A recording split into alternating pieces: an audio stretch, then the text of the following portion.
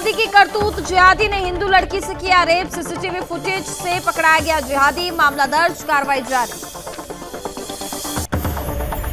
बिजनौर के कोतवाली में दिखा नदी का बहाव, तेज बहाव से रोडवेज बस फंसी, रेस्क्यू कर 40 यात्रियों की बचाई गई जान। चंदौली में अनिश्चितकालीन हड़ताल पर अधिवक्ता, न्यायालय समेत विभागों को दूर ले जाने का मामला, जनप्रतिनिधियों पर लगाया उपेक्षा का आरोप, आंदोलन उग्र, दिल्ली तक किया गया कूच। और दिल्ली में फिर उफान पर यमुना नदी, खतरे के निशान के पार जलस्तर, नोएडा के कई इलाकों में भी बाढ़ का खतरा मंडरा रहा।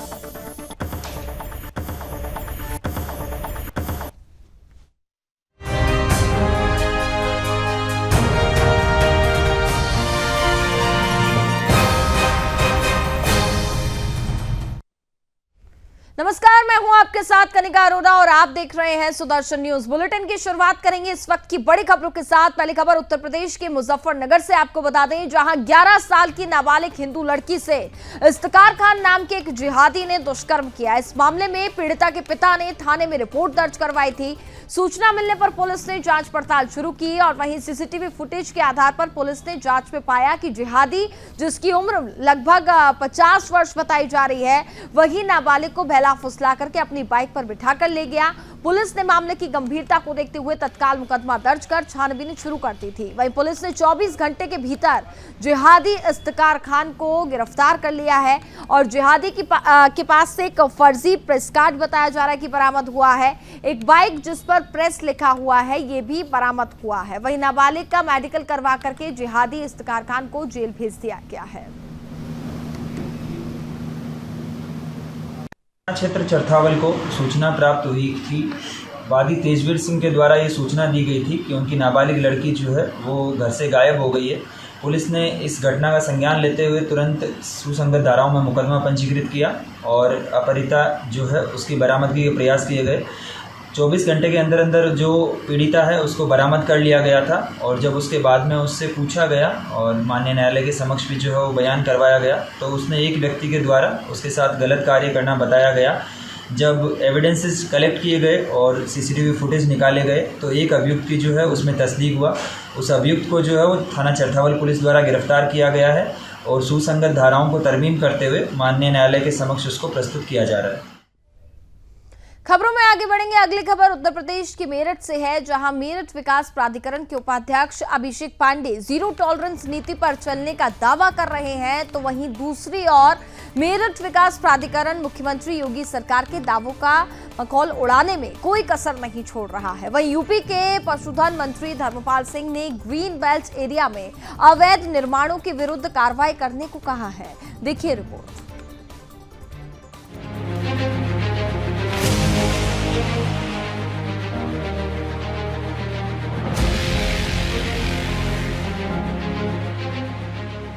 मेरठ विकास प्राधिकरण यानी एमडी में जमकर भ्रष्टाचार का बोलबाला है और एमडी में खंड जोन B3 व B4 पर एमडी उपाध्यक्ष अभिषेक पांडे किस तरीके से जीरो टॉलरेंस नीति की खुलकर धज्जियां उड़ा रहे हैं। दरअसल मेरठ विकास प्राधिकरण के खंड जोन B3 व B4 क्षेत्र में नेशनल हाईवे 58 में बाईपास पर ग्रीन बेल्ट एरिया में कई बड़े अवैध निर्माणों का खेल चल रहा है और मेरठ विकास प्राधिकरण में जोन B3 और B4 के अवर अभियंता किस तरीके से एमडी के निर्देशों की अवहेलना कर रहे हैं, इस बात का अंदाजा लगाना मुश्किल हो पा रहा है और एमडी के उपाध्यक्ष अभिषेक पांडे इन आदेशों की खुलकर धज्जियां उड़ा रहे हैं। वहीं जोन में बैठे जोनल अधिकारी अर्पित यादव और अवर अभियंता मनोज सिसोदिया अवैध निर्माण के ऊपर कोई कार्रवाई नहीं कर पा रहे हैं और यूपी सरकार में बैठे सत्ताधारी व रसूखदार निर्माणों को संरक्षण दे रहे हैं। गौरतलब है कि जोन B3 क्षेत्र के सिवाया टोल प्लाजा पर झाड़ ढाबे के आगे ग्रीन बेल्ट एरिया में कई हजार बीघा में अवैध मंडप तैयार किया जा रहा है और शोभित यूनिवर्सिटी रोड पर 3 मंजिला अवैध कॉमर्शियल कॉम्प्लेक्स व बेसमेंट तैयार हो गया है और एमडी का zone B3, B4 green belt area में कई बड़े अवैध निर्माण करवा रहा है।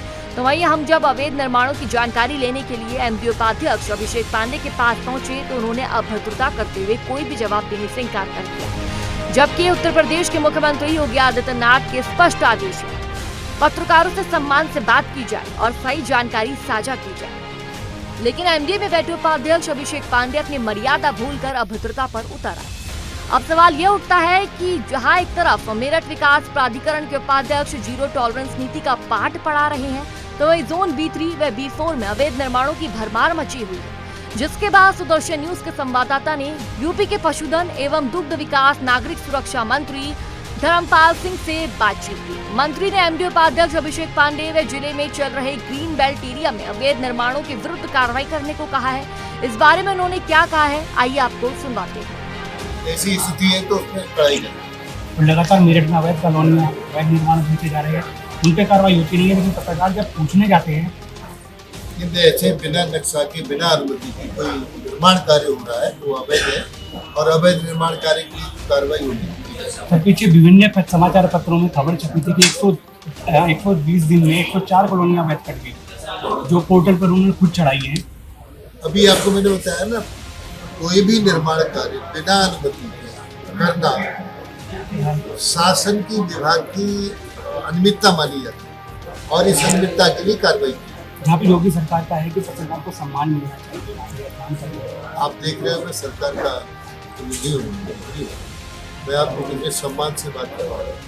ये आपको समझ में आ जाना चाहिए कि पत्रकारिता भी प्रजातंत्र की महत्वपूर्ण कड़ी है, जिसका हम सम्मान। मेरठ विकास प्राधिकरण यानी एमडीए में जमकर भ्रष्टाचार मचा हुआ है और एमडी उपाध्यक्ष अभिषेक पांडे किस तरीके से अवैध निर्माण करवा रहे हैं, इसका अंदाजा इस बात से लगाया जा सकता है कि एमडीए का जोन B3 व zone B4 green belt area में सत्ताधारी व रसूखदार इन निर्माणों को संरक्षण दे रहे हैं। मनीष शर्मा, संवाददाता, मेरठ। ये अगली खबर बिजनौर से है, जहां कोतवाली में नदी के रफ्ते पर पानी का बहाव तेज होने से रोडवेज बस नदी में जा फंसी। सूचना मिलने पर मौके पर पहुंची पुलिस ने सवार सभी यात्रियों को रेस्क्यू करके सकुशल निकाला। दरअसल आपको बता दें कि जनपद बिजनौर और पहाड़ी क्षेत्रों में हो रही भारी बारिश से कोतवाली नदी का जलस्तर बढ़ जाने से थाना मंडावली क्षेत्र अंतर्गत नजीबाबाद हरिद्वार रोड पर रोडवेज बस कोटावाली नदी के रफ्ते में आ गई और जहां पर पानी के तेज बहाव में फंस गई, जिसमें करीब 40 यात्री सवार थे। सूचना मिलने पर क्षेत्राधिकारी नजीबाबाद और साथ ही थाना अध्यक्ष मंडावली पुलिस फोर्स के साथ मौके पर पहुंचे और जेसीबी व साथ ही पोकलैंड मशीन के मदद से बस में फंसे सभी यात्रियों को सुरक्षित बाहर निकाला गया। स्थानीय पुलिस द्वारा पोकलैंड मशीन की मदद से बस को भी बाहर निकाल करके उसके गंतव्य के लिए रवाना किया गया।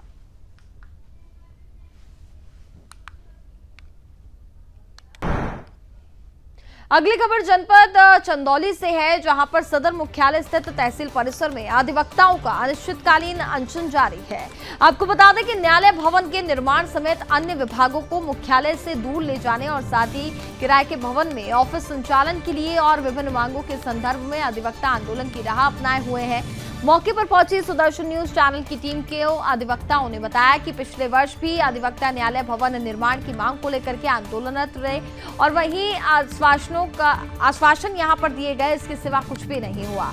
और अब की बार के आंदोलन की लड़ाई आर पार की लड़ाई होगी और जरूरत पड़ी तो दिल्ली भी कूच किया जाएगा। उन्होंने चेताया कि यदि न्यायालय भवन निर्माण समेत विभिन्न मांगों पर विचार नहीं किया तो आंदोलन और ज्यादा उग्र होगा। फिलहाल अब देखना होगा कि अधिवक्ताओं का इस बार आंदोलन कितना रंग लाता है और अधिकारी प्रशासन समेत जनप्रतिनिधि क्या आश्वासन देते हैं।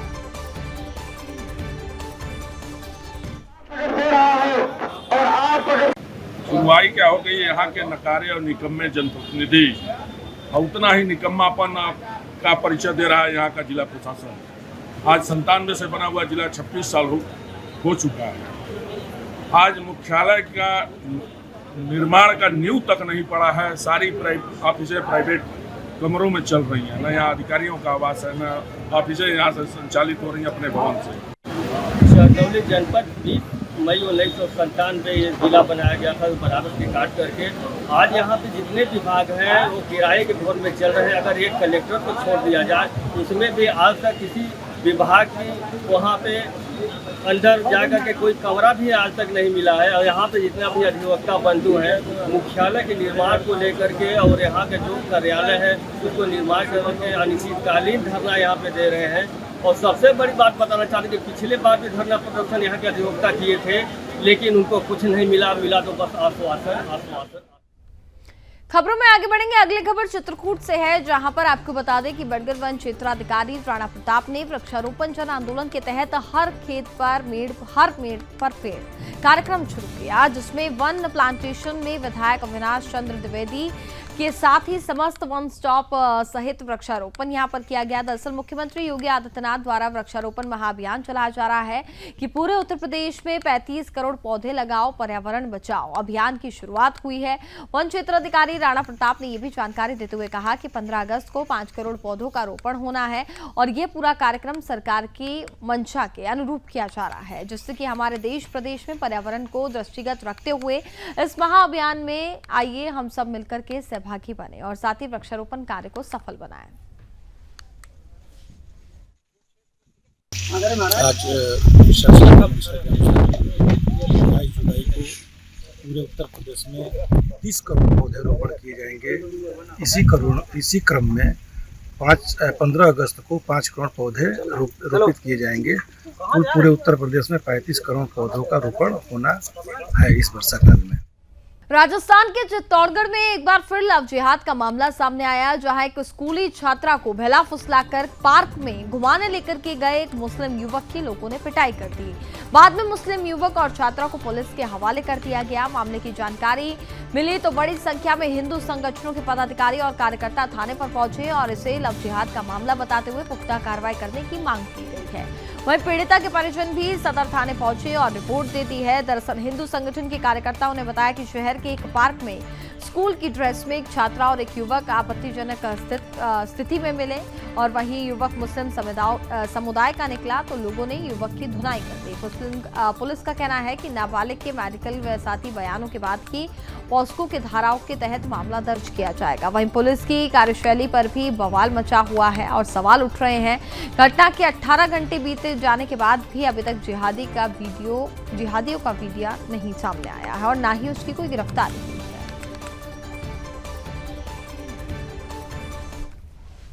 योगेश नाम है मेरा, बजरंग विभाग से। आज 37 सुबह पार्क में आसपास की जगह में देखा कि एक छोटी बच्ची, एक नाबालिग कन्या एक लड़के के साथ बैठी हुई थी।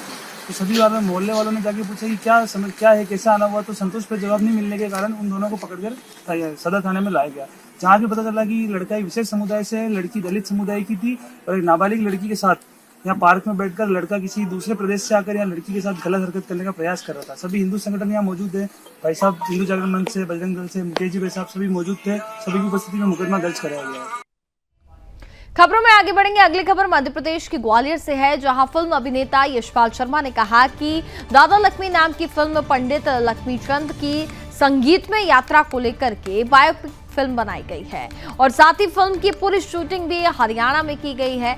यशपाल शर्मा ने यह भी बताया कि ये फिल्म बगैर हीरोइन के बनाई गई है। एक अनपढ़ बच्चा जो कभी स्कूल नहीं गया है, लेकिन वह हरियाणा के सबसे बुद्धिमान व्यक्ति में से एक माना गया है, उसी पर यह फिल्म आधारित है। और साथ ही अभिनेता यशपाल शर्मा ने यह भी बताया कि हाल ही में इस फिल्म को महामुहिम राष्ट्रपति द्रौपदी मुर्मू द्वारा 30 सितंबर 2022 को राष्ट्रीय फिल्म पुरस्कार से सर्वोत्तम हरियाणवी फिल्म के रूप में भी पुरस्कृत किया गया और इसके साथ ही 71 अंतर्राष्ट्रीय पुरस्कार भी इस फिल्म को अवार्ड मिल चुके हैं।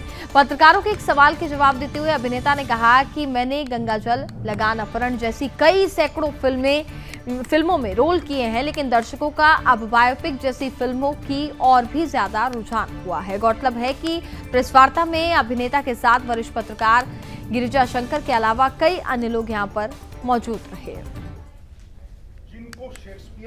लक्ष्मी फिल्म है जो एक बायोपिक है। पंडित लक्ष्मीचंद एक बहुत ही अच्छे और बड़े और नामी ग्रामी फोक आर्टिस्ट रहे हैं, जो ऑलराउंडर थे, एक्टर भी थे, सिंगर भी थे, राइटर भी थे, डायरेक्टर भी थे, प्रोड्यूसर भी थे, सब कुछ थे। और स्वांग, अगर आपने सुना, स्वांग के जो जन्मदाता या स्वांग की जो दशा दिशा चेंज करने वाले व्यक्तित्व थे, और उनकी लाइफ के ऊपर है ये फिल्म। और ऐसे व्यक्ति जो कभी स्कूल नहीं गए और जिन्होंने ऐसी ऐसी चीज़ें लिख दी, ऐसा अध्यात्म लिख दिया, जो दर्शन लिख दिया, जो मतलब बहुत कम इतने पढ़े लिखे लोग भी नहीं लिख पाते, जैसा उतना गहराई है उनकी कविताई में, अगर आप देखेंगे आज। बिहार के दरभंगा में शिक्षक नियुक्ति नियमावली में संशोधन के साथ ही आपको बता दें कि डोमिसाइल नीति लागू करने की मांग को लेकर के भी रेलवे स्टेशन पर जन अधिकार पार्टी के लोगों ने रेल का चक्का जाम किया। दरअसल प्रदर्शनकारी दरभंगा से दिल्ली जाने वाली संपर्क क्रांति सुपरफास्ट एक्सप्रेस ट्रेन के सामने रेल पटरी पर खड़े होकर के न सिर्फ ट्रेन परिचालन को बाधित किए बल्कि बिहार सरकार के खिलाफ भी जमकर नारेबाजी की। पूर्व घोषित प्रदर्शन को देखते पहले से ही मौके पर भारी संख्या में पुलिस बल की तैनाती थी। प्रदर्शनकारी सांकेतिक ट्रेन रोकने के बाद सुरक्षा बल ने तुरंत रेल पटरी से प्रदर्शनकारियों को हटा दिया। इसके बाद बिहार संपर्क क्रांति सुपरफास्ट ट्रेन दरभंगा स्टेशन से रवाना हो गई और वहीं प्रदर्शनकारी ने मांगे पूरी नहीं होने पर चरणबद्ध आंदोलन की चेतावनी भी दे डाली है। आज रेल चक्का पूरे बिहार में राज्यव्यापी कार्यक्रम के तहत जाम हुआ है, जिसके तहत दरभंगा से नई दिल्ली को जाने वाली बिहार संपर्क क्रांति को हम दरभंगा के कार्यकर्ताओं ने दरभंगा जंक्शन पे रोकने का काम किया है। और जो बिहार में शिक्षक नियुक्ति प्रक्रिया है उसमें हम संशोधन की मांग करते हैं और बिहार सरकार जो हिटलरशाही फरमान डोमिसाइल नीति लागू नहीं कर रही है उसकी मांग करते हैं। और इसी के साथ फिलहाल इस बुलेटिन में बस इतना ही। आप देखते रहिए सुदर्शन न्यूज। जय हिंद।